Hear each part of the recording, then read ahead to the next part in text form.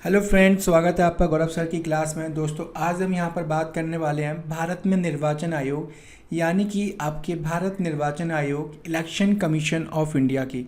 दोस्तों, ये जो वीडियो है वो आपके एमपीपीएससी प्री की जो एग्ज़ाम है, ठीक है, उसके लिए काफ़ी महत्वपूर्ण है। इसके साथ साथ में ये जो टॉपिक है आपके मेंस के लेवल पे भी काफ़ी महत्वपूर्ण होने वाला है। तो लगातार चैनल के साथ बने रहो और चैनल को लगातार क्या करते रहो, सपोर्ट करो, अपने फ्रेंड को शेयर करते रहो, जिससे थोड़ा सा मोटिवेशन हमको भी मिलता रहे। सो आइए दोस्तों, शुरुआत करते हैं यहाँ पर भारत में निर्वाचन आयोग यानी कि इलेक्शन कमीशन ऑफ इंडिया की। दोस्तों, सबसे पहले हम बात करते हैं यहाँ पे कि ये निर्वाचन आयोग आखिर है क्या। ठीक है, सिंपल सी बात, हमको पता है कि हमारा देश जो है वो कैसा देश है, आपका लोकतांत्रिक देश है। लोकतांत्रिक देश यानी कि हमारी जो कंट्री है वो किस प्रकार की है, डेमोक्रेटिक कंट्री है। अब सिंपल सी बात है, अगर डेमोक्रेटिक कंट्री है तो वहाँ पर हमको अपना नेता यानी कि प्रतिनिधि चुनने के लिए किसकी आवश्यकता रहेगी, यहाँ पर वोटिंग की आवश्यकता रहेगी। मतलब हम किसी व्यक्ति को यहाँ पर वोट के माध्यम से यहाँ पर चुनेंगे। अब ये वोटिंग कौन करेगा, ये न्यूज़ वाले करेंगे क्या? जो न्यूज़पेपर में आजकल देखे हो कि हाँ ये फलाना प्रतिनिधि जीत रहा है, ऐसे तो हम नहीं कर सकते ना। तो हमारे देश की लोकतांत्रिक व्यवस्था को बनाए रखने के लिए हमने यहाँ पर क्या किया है, निर्वाचन आयोग का क्या किया है, गठन किया है। ठीक है, सो बात करें हम भारत निर्वाचन आयोग यानी कि इलेक्शन कमीशन ऑफ इंडिया, इसे हम जानते चुनाव आयोग के नाम से भी जानते हैं। ये जो है एक संवैधानिक निकाय है। कैसा निकाय है आपके यहाँ पर, कॉन्स्टिट्यूशनल बॉडी है, क्योंकि संविधान के भाग 15 में क्या, संविधान के भाग 15 में इसका लिखित वर्णन किया गया है। तो याद रहेगा यहाँ पर कि निर्वाचन जो आयोग है वो कैसी बॉडी है आपकी, यहाँ पर कॉन्स्टिट्यूशनल बॉडी है यानी कि संवैधानिक निकाय है। जबकि अगर मैं आपसे क्वेश्चन पूछूं कि महिला आयोग किस प्रकार का निकाय है, सो आप हमने पुराने वीडियो में देखा था कि वो सांविधिक निकाय है। ठीक है, चलो आगे देखते हैं यहाँ पर। अब ये जो है निर्वाचन आयोग जो है वो क्या करता है कि भारत में संघ और राज्य चुनाव प्रक्रियाओं का क्या करता है, संचालन करता है। यानी कि जब सेंट्रल में गवर्नमेंट बननी होती है तो वहाँ पर वोटिंग किसके द्वारा कराई जाएगी, किसके द्वारा कराई जाएगी, आप निर्वाचन आयोग के द्वारा।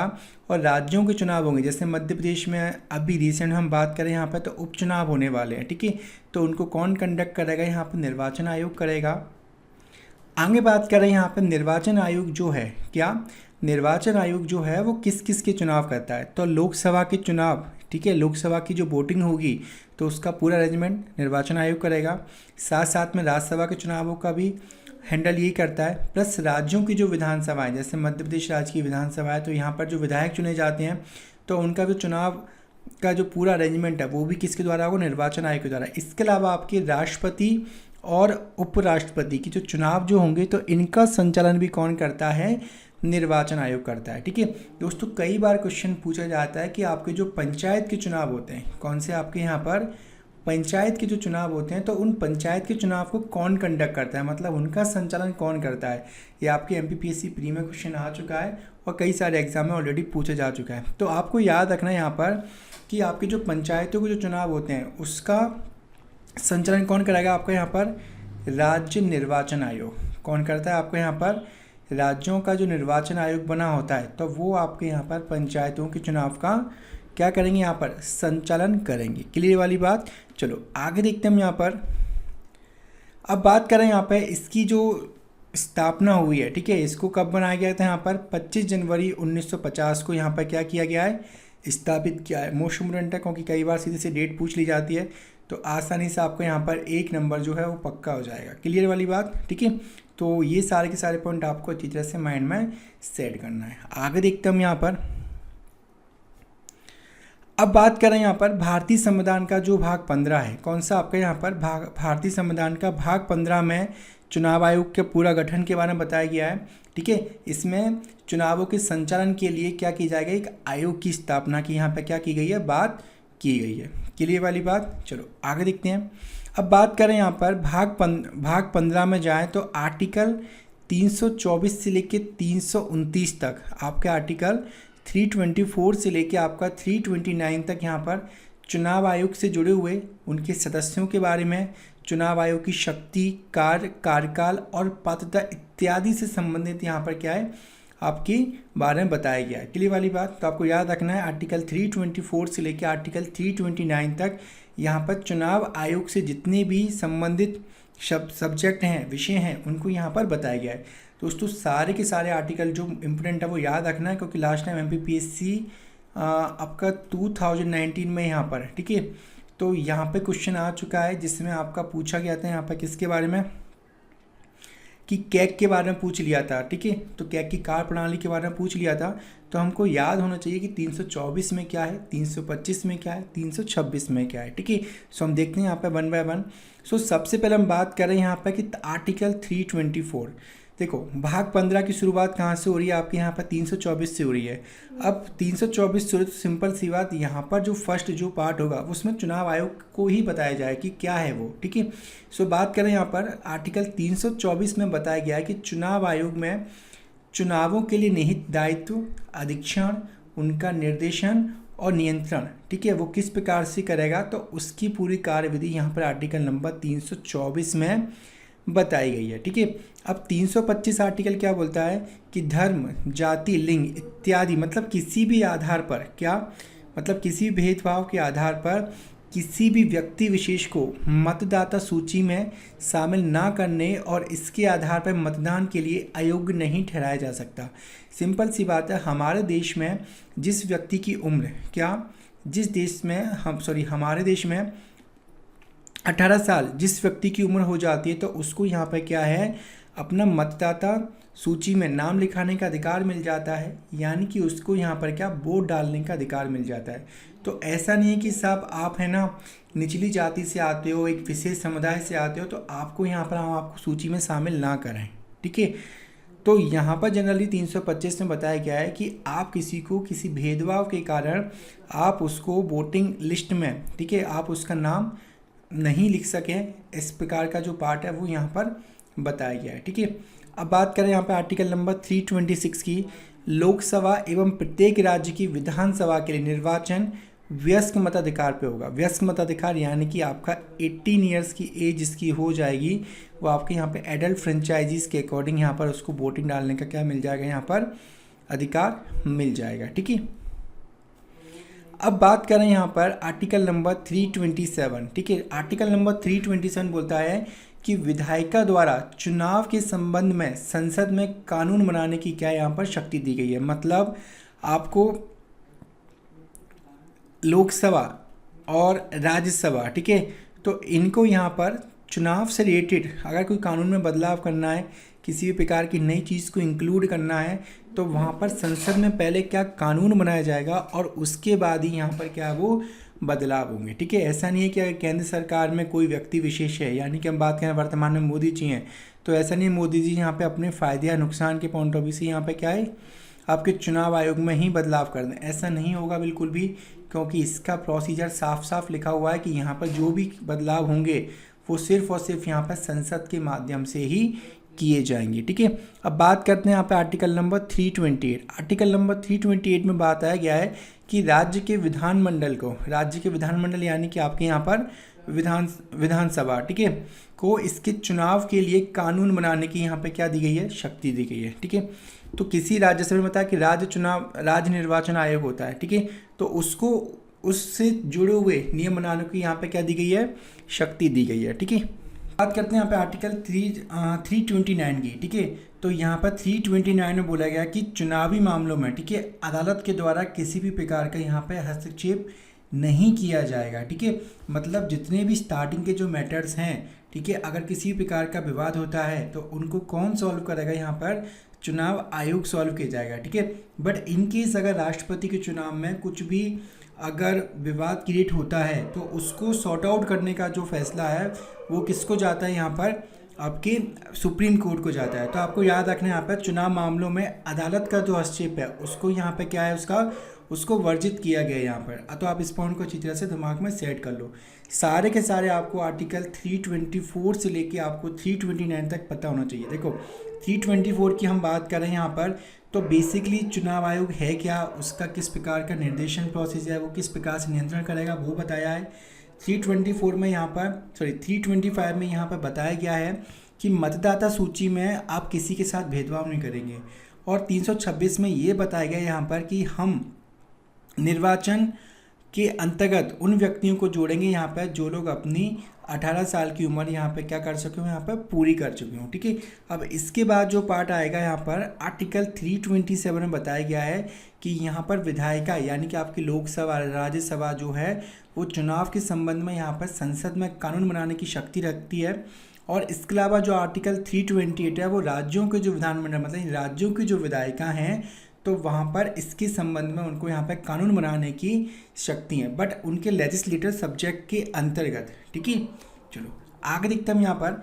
अब दोस्तों हम बात करेंगे यहाँ पे कि जो आपका निर्वाचन आयोग है, क्या आपका जो निर्वाचन आयोग है उसकी संरचना यानी कि उसकी जो बनावट है यानी कि उसमें जो व्यक्ति विशेष हैं वो किस प्रकार से हैं। ठीक है, सो बात कर रहे हैं यहाँ पर स्टार्टिंग में जब ये निर्वाचन आयोग बना, ठीक है, तो यहाँ पर सिर्फ केवल एक चुनाव आयुक्त हुआ करता था, यानी कि इसका जो हेड है सिर्फ एक व्यक्ति हुआ करता था। ठीक है, बट यहाँ पर क्या हुआ कि राष्ट्रपति के द्वारा एक अधिसूचना जारी की गई और उसके बाद 16 अक्टूबर 1989 को यहाँ पर इस चुनाव आयोग को क्या बना दिया, 3 सदस्य बना दिया। मतलब पहले कितना था, यहाँ पर 1 सदस्य हुआ करता था और अब कितने हो गए आपके यहाँ पर 3 हो गए। ठीक है, अब इसके बाद फिर बदलाव हुए, वो बदलाव क्या हुए देखते हैं कि कुछ समय के बाद इसे फिर से यहाँ पर क्या किया गया, 1 सदस्य आयोग बना दिया गया। तो यहाँ पर 1 से 3 हुए और 3 से फिर क्या हो गए आपके 1 हो गए। बट फाइनली है ना 1993 में यहाँ पर इसको अगेन क्या कर दी, यहाँ पर 3 सदस्यीय आयोग बना दिया और 1993 से लेके अब तक यानी कि 2020 तक इसमें 3 सदस्य का ही प्रावधान है, जिसमें एक होता है आपका यहाँ पर कौन, चीफ इलेक्शन कमिश्नर, जबकि बाकी 2 आपके अन्य आपके अन्य क्या होते हैं, चुनाव आयुक्त होते हैं। ठीक है, जिसको हम सिर्फ क्या बोलते हैं यहाँ पर इलेक्शन कमिश्नर बोलते हैं। क्लियर, तो यहाँ पे एक होता है आपका मुख्य चुनाव आयुक्त और 2 जो रहते हैं वो कौन होते हैं आपके यहाँ पर सिर्फ चुनाव आयुक्त होते हैं। ठीक है, अब बात करें यहाँ पर कि निर्वाचन आयोग में 1 मुख्य चुनाव आयुक्त और 2 अन्य यहाँ पर क्या होते हैं आपके चुनाव आयुक्त होते हैं। ठीक है, अब बात करें यहाँ पे कि जो निर्वाचन आयोग का जो सचिवालय है यानी कि इसका जो हेड क्वार्टर है वो कहाँ पर है, यहाँ पर नई दिल्ली में है। अब इसका जो मुख्य निर्वाचन अधिकारी है वो क्या होता है आपके यहाँ पर IAS रैंक का अधिकारी होता है और जिसकी नियुक्ति जो होगी वो किसके द्वारा होगी, यहाँ पर राष्ट्रपति के द्वारा होगी। ठीक है, और बाकी जो अन्य चुनाव आयुक्त हैं उनकी भी जो नियुक्ति होगी वो किसके द्वारा होगी, आपके यहाँ पर राष्ट्रपति के द्वारा होगी। अब बात करें यहाँ पे इनके कार्यकाल की, तो इनका जो कार्यकाल होता है वो 6 वर्ष या 65 वर्ष तक होता है। अब इन दोनों में से जो पहले हो जाए उसको यहाँ पर देख लिया जाता है। ठीक है, तो इस प्रकार का पाठ हम पहले आयोग में भी देख चुके हैं। सो आप याद रखो यहाँ पर कि इनका जो कार्यकाल है वो कितना होता है आपका 6 ईयर का होता है और यहाँ पर मैक्सिमम एज का जो प्रोसीजर है वो कितना आपका यहाँ पर 65 ईयर का है। अब आगे देखें यहाँ पर कि इनकी योग्यता संबंध हम बात करें यहाँ पर कि इन्हें भारत के सर्वोच्च न्यायालय के न्यायाधीशों के समकक्ष क्या दर्जा दिया गया है। अब सिंपल सी बात है कि जब इनको सर्वोच्च न्यायालय के न्यायाधीशों के अंतर्गत दर्जा दिया गया है तो उनकी योग्यता भी न्यायाधीशों की समकक्ष ही होती होगी। सो आपको याद रखना है यहाँ पर कि इनको जो वेतन और भत्ते जो मिलेंगे वो आपके सर्वोच्च न्यायालय के जो न्यायाधीश हैं तो उनको जो मिलता है उसी के अंतर्गत इनको यहाँ पर इनके वेतन भत्ते मिलेंगे। अब बात करें यहाँ पर कि जो मुख्य चुनाव आयुक्त को संसद द्वारा सर्वोच्च न्यायालय के न्यायाधीश को हटाने की प्रक्रिया के समान ही यहाँ पर क्या किया जाएगा, इनको हटाया जाएगा, जो कि एक टफ प्रोसेस होती है। इवन राष्ट्रपति को हटाना आसान है लेकिन देश में सर्वोच्च न्यायालय का जो मुख्य न्यायाधीश है उसको हटाने की प्रक्रिया बहुत डिफिकल्ट है। ठीक है, वो हम समझेंगे कहाँ पर कि सर्वोच्च न्यायालय का हम टॉपिक डिस्कस करेंगे। बेसिकली मैं रफली बता देता हूँ कि इसमें होता क्या है कि अगर हमको सर्वोच्च न्यायालय के न्यायाधीश को हटाना है तो उसके लिए या तो लोकसभा में या तो राज्यसभा में यहाँ पे क्या प्रस्ताव लेके आएगा। और प्रस्ताव ऐसा होता है कि कोई एक व्यक्ति लेके नहीं आता प्रस्ताव, इसमें यहाँ पर कि आपके जो सदस्य हैं तो 100 सदस्य यहाँ पर और 50 सदस्य आपके यहाँ पर। अभी प्रस्ताव आने के बाद क्या होगा कि स्पीकर यानी कि आपके जो लोकसभा का जो अध्यक्ष होता है, ठीक है, उसके पास जाएगा। अब अध्यक्ष के पास अगर पार्ट जाएगा तो उसके लिए यहाँ पे एक समिति का गठन होगा जिसमें कि आपके 3 क्या होंगे यहाँ पर न्यायाधीश होंगे, वो उसकी जांच करेंगे। और अगर न्यायाधीश को लगता है कि हाँ ये जो प्रपोज़ल आया है यानी कि ये जो प्रस्ताव आया है ये उचित है तो इसको यहाँ पे आगे फॉरवर्ड कर दिया जाएगा, ठीक है। और उनको लगता है कि नहीं, ये जो प्रस्ताव है बिल्कुल फ्रॉड है, फर्जी है, तो यहीं पे ये प्रोसेस ख़त्म हो जाएगी, ठीक है। और इसके बाद यहाँ पे क्या होगा कि विशेष बहुमत से, यानी कि 2/3 के बहुमत से सदन में ये पारित होगा, और उसके बाद यहाँ पर सर्वोच्च न्यायालय के न्यायाधीश को क्या किया जाएगा, यहाँ से हटाया जाएगा, ठीक है। सो याद रखना, तो इसी प्रकार की प्रोसेस से चुनाव आयुक्त का जो मुख्य है उसको यहाँ पर हटाया जाएगा। क्लियर? चलो आगे देखते हैं। यहाँ पर हटाने की प्रक्रिया मैंने समझा दिया, फिर भी देख लेते हैं कि उच्च न्यायालय और उच्चतम न्यायालय के न्यायाधीश, मुख्य चुनाव आयुक्त, नियंत्रक और महालेखा परीक्षक को दुर्व्यवहार या पद के दुरुपयोग का आरोप सिद्ध होने पर या फिर उनकी अक्षमता के आधार पर संसद द्वारा अपनाए गए प्रस्ताव के माध्यम से क्या किया जा सकता है, इनको हटाया जा सकता है। मतलब जो आपके मुख्य चुनाव आयुक्त और आपके जो अन्य चुनाव आयुक्त हैं उनको हटाने के लिए एक वैलिड रीज़न होना चाहिए। वो रीज़न क्या होना चाहिए कुल मिला के, कि उन्होंने अपने पद का क्या किया है, दुरुपयोग किया है, साथ ही साथ वो इनकैपेबल है इस पोस्ट के लिए। तो अगर इस प्रकार की प्रोसेस है तो संसद वहाँ पर जो हमने प्रोसेस पढ़ी है उसके माध्यम से यहाँ पर इनको क्या कर सकता है, इनके पद से हटा सकता है। लेकिन हम बात करें यहाँ पे कि निष्कासन के लिए, यानी कि जो वोटिंग होगी, तो निष्कासन के लिए 2/3 सदस्यों के विशेष बहुमत की क्या होती है, यहाँ पर आवश्यकता होती है। और इसके लिए सदन के कुल सदस्यों का 50% से अधिक मतदान होना चाहिए। अभी 2/3 सदस्यों का विशेष बहुमत है क्या, तो देख लेते हैं। मान के चलो कि पार्लियामेंट में यहाँ पर कि 300 लोग सुबह आए हैं, 300 लोग आए और उनमें से यहाँ पर शाम तक जब वोटिंग होती है तो 200 लोग ही मौजूद रहते हैं। अब इस वोटिंग का हमको यहाँ पर क्या है कि 2/3 बहुमत क्या है, मिलना चाहिए। अगर 2/3 सदस्यों ने वोटिंग की है इसके खिलाफ, तो इसको हम यहाँ पर क्या है, हटा देंगे। तो ये होता है आपका यहाँ पर क्या, विशेष बहुमत 2/3 बहुमत होगा, ठीक है, 2/3 सदस्यों का। इसमें अगर देख लो एक बार फिर से कि 300 लोग अगर सुबह आए हैं पार्लियामेंट को अटेंड करने, बट शाम तक थक जाते हैं ना, सोने चले जाते हैं, कुछ लोग छुट्टी पे चले जाते हैं, कुछ लोगों को घूमना होता है, तो 300 में से सिर्फ 200 बचे वोट डालने के लिए। तो उन डालने गए वोटों का जो 200 लोग आए हैं तो उसका यहाँ पर 2/3 होना चाहिए, तभी हम उसको यहाँ पर क्या है, हटा सकते हैं। क्लियर वाली बात है ना। चलो आगे देखते हैं। आपको याद रखना है यहाँ पे कि महाभियोग, मतलब संविधान में महाभियोग किसी व्यक्ति को पद से हटाने के लिए जो यूज़ करते हैं, वो सिर्फ हम यहाँ पर राष्ट्रपति के लिए शब्द यूज़ करते हैं, क्योंकि प्रोसेस तो इसकी भी टफ है हटाने की। तो महाभियोग की जो शब्द है सिर्फ राष्ट्रपति के लिए यूज़ करेंगे, इसके हटाने की प्रक्रिया में हम लोग महाभियोग का शब्द का प्रयोग बिल्कुल भी नहीं करेंगे, ठीक है। सो याद रखो उसको। आगे बात करते हैं यहाँ पे कि निर्वाचन आयोग जो है उसके कार्य क्या है, ठीक है। अब सिंपल सी बात है, निर्वाचन आयोग का जो कार्य होगा वो क्या होगा, यहाँ पर चुनाव की पूरी प्रोसेस को हैंडल करना। हम एक समझ लेते हैं यहाँ पर रफी डायग्राम के थ्रू कि इन केस मान के चलो कि चुनाव आयोग सबसे पहले क्या करेगा, डेट अनाउंस करेगा कि हम अब विधानसभा के चुनाव कराने वाले हैं, हम लोकसभा के चुनाव कराने वाले हैं। अब उसके बाद डेट करने के बाद यहाँ पे क्या करेगा, जो उम्मीदवार जो होंगे वो अपना क्या करेंगे, यहाँ पर नामांकन भरेंगे। नामांकन को ये क्या करेगा, यहाँ पर चेक करेगा। अब इसी के साथ साथ यहाँ पे क्या होता है, बहुत सारे लोग अपनी 18 की एज को क्या कंप्लीट किए होते हैं, तो ये क्या करेगा यहाँ पर कि मतदान सूची में उनका क्या करेगा, यहाँ पर नाम मेंशन करेगा, उनके वोटर आईडी उनको इशू किए जाएंगे, ठीक है। तो ये काम रहेगा इसका बैकग्राउंड में। अब बात करें यहाँ पे कि जो उम्मीदवार जिन्हें नामांकन भरा है उनके नामांकन चेक करेगा, कहीं फ्रॉड तो नहीं किया, कुछ फर्जी डॉक्यूमेंट तो नहीं लगाए, कितनी प्रॉपर्टी कितनी है, कितने उसने बताई है, भ्रष्टाचारी में तो लिप्त नहीं है, कहीं उसको 2 साल की जेल का प्रोसीजर तो नहीं हुआ उसका। सो इस प्रकार की मल्टीपल चीज़ें जो यहाँ पर चेक करेगा। अब उसके बाद यहाँ पर क्या होगा कि वो आचार संहिता लागू करेगा, ठीक है। चुनाव के लिए यहाँ पर क्या है कि किस जगह पर चुनाव डाले जाएंगे तो जगह निश्चित करेगा, प्लस साथ साथ में यहाँ पर क्या होगा कि जो सुरक्षा है उसके लिए यहाँ पर भी कार्य करेगा कि कहीं बूथ कैप्चरिंग नहीं हो जाए, कहीं पर जो बाहुली नेता हैं वो तो कुछ गलत काम न कर दें। तो सुरक्षा के पॉइंट ऑफ व्यू से यहाँ पर CRPF का पार्ट हो गया, आपकी जो लोकल पुलिस हो गई, ठीक है, तो इनकी हेल्प लेगा यहाँ पर, ठीक है। तो ये पूरा का पूरा काम इस करेगा। फिर भी हम देख लेते हैं यहाँ पर कि आपका जो चुनाव आयोग है भारत में लोकसभा, राज्यसभा, राज्यों की विधानसभा, राष्ट्रपति और उपराष्ट्रपति, इनके चुनाव की संपूर्ण प्रक्रिया का क्या करता है, वो अधीक्षण करता है, निर्देशन करता है और उनका क्या करता है, यहाँ पर नियंत्रण करता है, ठीक है।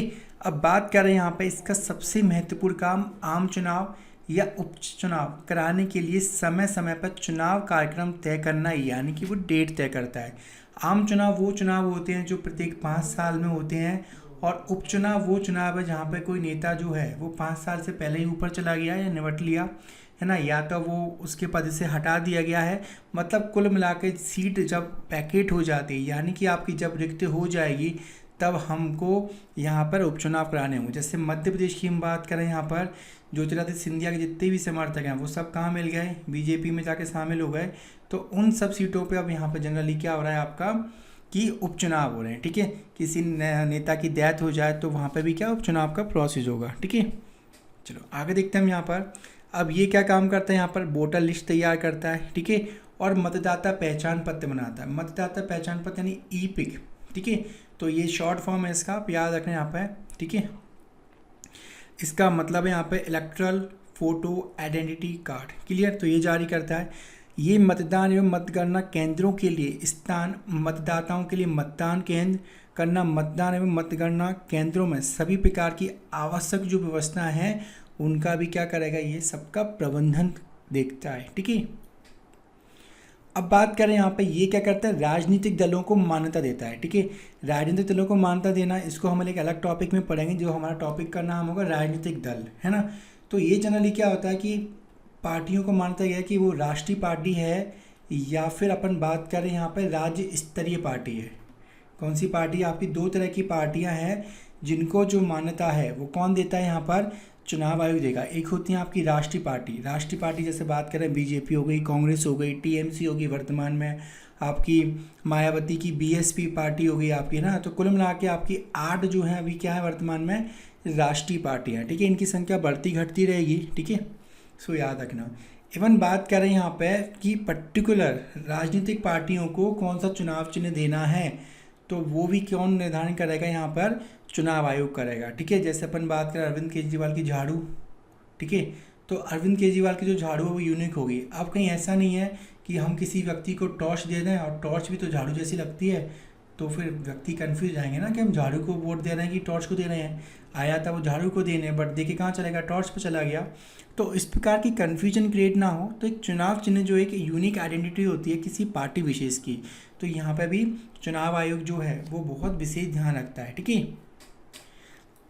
अब बात करें यहाँ पे निर्वाचन के बाद अयोग्य ठहराए जाने वाले मामले में आयोग के पास संसद और राज्य विधानसभा के सदस्यों की बैठक हेतु यहाँ पे क्या है, सलाहकार क्षेत्राधिकार भी। मतलब जिन लोगों ने फर्जी प्रमाण पत्र लगा के गलत प्रोसेस के थ्रू यहाँ पे क्या कर दिया कि नामांकन कर दिया, तो उसके लिए भी यहाँ पे क्या है कि ये एक सलाहकार क्षेत्राधिकार जो है वो इसके पास रहता है। ठीक है, अब बात करें यहाँ पे आगे कि ये राजनीतिक दलों और उम्मीदवारों के लिए चुनाव में आदर्श आचार संहिता क्या करता है, यहाँ पर जारी करता है। ठीक है, ताकि कोई अनुचित कार्य ना कर सके, सत्ता में जो मौजूद लोग हैं वो भी अपनी शक्तियों का दुरुपयोग नहीं कर सके, सरकारी मशीनरी का प्रयोग ना कर सके। आपने देखा होगा जनरली कि चुनाव से कुछ समय पहले क्या होता है कि बहुत सारे जो प्रत्याशी रहते हैं आपके, यानी कि जो नेता बनने की ख्वाहिश रखते हैं, तो अब वो क्या करते हैं यहाँ पे 500 रुपये बंटवा रहे हैं गली मोहल्लों में, है ना। दारू की बोतल होगी वो बंटवा दी। तो सिंपल सी बात, लोगों को क्या लालच देना, अपनी बाहुबली गुंडागर्दी शो ऑफ करना, तो इन सब प्रकार की घटना नहीं हो, तो यहाँ पे आचार संहिता जो है तो उसका पालन कराने का कार्य भी किसका रहता है, चुनाव आयोग का रहता है। जिसमें जो जिले का आपका आईएएस ऑफिसर होता है, जिसको कि हम यहाँ पर चुनाव पीठासीन अधिकारी बनाते हैं। मतलब किसी अगर जिले में चुनाव होने हैं तो वहाँ का जो आईएएस अधिकारी होगा वो उसका क्या होता है, आपका पीठासीन अधिकारी होता है। मतलब सारी की सारी जो रिस्पॉन्सिबिलिटी है वो किसके पास होगी, यहाँ पर आईएएस ऑफिसर के पास होगी। ठीक है, आगे देखें यहाँ पर कि सभी राजनीतिक दलों के लिए प्रति उम्मीदवार चुनाव अभियान खर्च कितना रखा जाए, उसकी सीमा कितनी है। जैसे हम बात करें विधानसभा 70 लाख रुपए खर्च करना है। अगर कोई प्रतिनिधि ज़्यादा पैसा खर्च करता है तो सिंपल सी बात है, उसने प्रचार बहुत किया, तो यहाँ पर चुनाव का जो खर्च है उसकी भी सीमा को यही निर्धारित करता है, और वो टाइम टू टाइम चेक करता है कि साहब कोई उम्मीदवार ऐसा तो नहीं है बहुत ज़्यादा पैसा खर्च कर रहा है, क्योंकि पैसा जितना बहेगा पानी की तरह वोट तो उसको मिलेंगी कुल मिला के। ठीक है, क्योंकि पब्लिसिटी का ज़माना है आजकल। चलो आगे देखते हैं यहाँ पे कि भारत में जो निर्वाचन आयोग है उसकी क्या महत्ता है, अगर ये नहीं हो तो क्या हो। ठीक है, सो बात करें यहाँ पे भारत में सबसे पहले जो 1952 में यहाँ पे आप ये क्या हुए, यहाँ पर लोकसभा के चुनाव हुए और लोगों के द्वारा चुनी हुई सरकार जो कि कांग्रेस पार्टी थी जवाहरलाल नेहरू के नेतृत्व में, वो यहाँ पर सत्ता में आई। तो सिंपल सी बात हम बात कर रहे हैं यहाँ पे कि वर्ष 1952 से राष्ट्रीय और राज्य स्तर के चुनावों का सफलतापूर्वक संचालन ये कर रहा है, यानी कि निर्वाचन आयोग कर रहा है। मतदान में लोगों की अधिक भागीदारी हो, ज़्यादा से ज़्यादा लोग में भागीदारी करें यानी वोट डाल रहे हैं, तो उसके लिए भी यहाँ पे एडवर्टाइजमेंट करता है, अपनी सक्रिय भूमिका को ये निभाता है। ठीक है, बात करें यहाँ पर राजनीतिक जो पार्टियाँ हैं वो अनुशासित रह के कार्य करें। सिंपल सी बात है, आज की डेट में बीजेपी के पास हम बात करें यहाँ पर सेंट्रल में पावर है, तो वो तो क्या कर सकते हैं, यहाँ पर अपनी शक्तियों को गलत प्रयोग कर सकते हैं, तो उनको भी अपने अनुशासन में रह के काम करें। तो उसके लिए यहाँ पर चुनाव आयोग क्या करेगा, यहाँ पर कार्य करेगा। ठीक है, कि कोई भड़काऊ भाषण न दे, जात पात की बात न करे यहाँ पर। ठीक है, क्योंकि वोट बैंक के लिए आजकल ऐसा हो जाता है, तो उसके पॉइंट ऑफ व्यू से यहाँ पर राजनीतिक दलों को अनुशासित करने का भी क्या करता है, ये काम करता है। ठीक है, बात करें यहाँ पर संविधान में निहित मूल्यों को मानता है, अर्थात चुनाव में समानता होनी चाहिए, निष्पक्षता होनी चाहिए, स्वतंत्रता होनी चाहिए, और इस प्रकार की जो तीनों विशेषता हैं उनको ये क्या करता है, स्थापित करने का कार्य करेगा। मतलब देश में समानता से मतलब सभी को अधिकार मिले, चाहे बीजेपी बहुत बड़ी पार्टी है वो हो, चाहे कोई निर्दलीय व्यक्ति खड़ा हो, तो अगर उसको भी यहाँ पर समानता के साथ चुनाव लड़ने का अधिकार होगा, तो सिंपल सी बात उसकी रक्षा का काम कौन करेगा, यहाँ पर चुनाव आयोग करेगा। ठीक है, तो समानता, निष्पक्षता और स्वतंत्रता के साथ यहाँ पर चुनाव आयोग जो है वोटिंग कराने का काम करेगा और संविधान के जो निहित मूल्य हैं उनको भी स्थापित करने का काम करता है। क्योंकि हमारा देश जो है वो कैसा लोकतांत्रिक है, और लोकतंत्र में यहाँ पर हर किसी व्यक्ति के वोट का क्या होता है, यहाँ पर वैल्यू होती है। आगे देखें यहाँ पर विश्वसनीयता, निष्पक्षता, पारदर्शिता, अखंडता, जवाबदेही, स्वायत्तता, कुशलता के उच्चतम स्तर के साथ ये क्या करता है, आपका चुनाव संचालित करता है। तो कॉमन सी पॉइंट है यहाँ पर कि ट्रांसपेरेंसी के साथ, सारे के सारे अपनी जवाबदेही के साथ और कुशलता के साथ यहाँ पे क्या करेगा, चुनाव की स्टार्टिंग से लेकर लास्ट तक की जो प्रोसेस होगी उसको ये संचालित करता है। ठीक है, बात करें यहाँ पे मतदाता केंद्रित और मतदाता अनुकूल वातावरण की चुनावी प्रक्रिया में सभी पात्र नागरिकों की भागीदारी सुनिश्चित करता है। मतलब देश के प्रत्येक नागरिक जो हैं वो भय से मुक्त होकर चुनाव डाल सकें, इस प्रकार की जो व्यवस्था है वो चुनाव आयोग के द्वारा यहाँ पर की जाती है। इसी प्रकार से हम बात करें यहाँ पर कि चुनावी प्रक्रिया में राजनीतिक दलों और सभी हितधारकों के साथ संलग्न रहता है। हितधारकों, मतदाताओं और राजनीतिक दल चुनावी अधिकारियों, उम्मीदवारों के प्रति चुनावी प्रक्रिया, चुनावी शासन के बारे में जागरूकता पैदा करना तथा देश की चुनाव प्रणाली के प्रति लोगों का विश्वास बढ़ाने और उसे मजबूती प्रदान करने का क्या करता है, ये कार्य करता है। मतलब देश की हम बात करें यहाँ पर कि देश में जितने भी राजनीतिक दल हैं, मतदाता हैं, चुनाव अधिकारी हैं यानी गवर्नमेंट ऑफिसर हैं, और उम्मीदवार के बीच में जो चुनावी प्रक्रिया है, ठीक है, और चुनावी शासन के बारे में क्या करेगा, जागरूकता देगा, और देश की जो चुनाव प्रणाली व्यवस्था है, वोटिंग जो सिस्टम है उसमें लोगों का विश्वास बना रहे, ठीक है, तो वहाँ पे क्या करेगा, ये उसको बढ़ाने का काम करता है। कई कई जगह पे आपने देखा होगा कि वोट कैप्चरिंग हो जाती है, कहीं पे बंदूक गोली चल जाती है, फायरिंग हो जाती है। तो सिंपल सी बात, अगर कहीं पे फायरिंग हो रही है वोटिंग करते समय, तो सिंपल सी बात आम नागरिक तो क्या डरेगा ना कि साहब मैं वोट डालने जाऊँ कि नहीं जाऊँ, पता पड़ा कि मेरे को गोली लग जाए। तो इस प्रकार की चीज़ों को यहाँ पर क्या करता है ये कि शॉर्ट आउट करने की कोशिश करता है, जिससे सभी लोगों को यहाँ पर भय मुक्त क्या मिले, एक अनुकूल वातावरण मिले। अब हम बात कर लेते हैं यहाँ पर कि जो भारत के मुख्य चुनाव आयुक्त हैं उनकी सूची देख लेते हैं। पहला क्वेश्चन बन सकता है यहाँ पर कि पहले चुनाव आयुक्त कौन थे यहाँ पर, ठीक है, मुख्य चुनाव आयुक्त कौन थे, आपके यहाँ पर सुकुमार सेन थे, और इनका कार्यकाल आपको याद रखना है यहाँ पर 1950 से लेकर आपका 1958 तक रहा है आपका, ठीक है। अब बात करें यहाँ पर दूसरा पूछा जा सकता है BK सुंदरम, ठीक है, तो फर्स्ट हमेशा पूछा जाता है, सेकंड पूछा जा सकता है, क्लियर, और बाकी आपको याद है तो याद रखना, अदरवाइज नीड नहीं है इनकी। लेकिन यहाँ पे दो नाम जो हैं वो आप याद रखना, ये क्वेश्चन आपके MPPSC 2019 में पूछा जा चुका है प्री में कि पहली महिला मुख्य चुनाव आयुक्त कौन थी, तो ये कौन थी आपकी यहाँ पर BS रमा देवी थी, ठीक है। और ये व्यक्ति भी इम्पोर्टेंट है क्योंकि ये TN शेषन एकमात्र ऐसे मुख्य चुनाव आयुक्त थे जिन्होंने यहाँ पर प्रेसिडेंट का चुनाव लड़ा, ठीक है।